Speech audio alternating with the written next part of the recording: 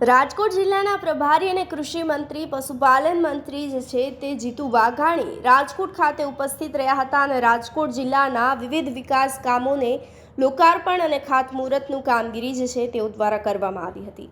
આ તકે અરવિંદભાઈ મણિયાર હોલ ખાતે વિવિધ વિકાસલક્ષી કાર્યક્રમોનું ઉદ્ઘાટન કરવામાં આવ્યું હતું। ખાતમુહૂર્ત લોકાર્પણની કામગીરી હાથ ધરવામાં આવી હતી। તો શહેરી વિકાસ સત્તામંડળ વિવિધ વિભાગોના કુલ રૂપિયા 370 કરોડથી વધુના લોકાર્પણ અને ખાતમુહૂર્ત કરવામાં આવ્યા હતા। આ તકે જે છે તે મંત્રી જીતુ વાઘાણી દ્વારા જે છે તે લોકોને સંબોધિત કરવામાં આવ્યા હતા અને રાજકોટ જિલ્લાના પ્રભારી અને કૃષિ મંત્રી પશુપાલન મંત્રી એવા જીતુ વાઘાણી જે છે તે સમગ્ર રાજકોટ જિલ્લાને હવે વિકાસ કામોનું લોકાર્પણ કર્યું છે, ત્યારે લોકોમાં પણ જે છે તે ખુશી અને ઉત્સાહનો માહોલ જોવા મળી રહ્યો છે।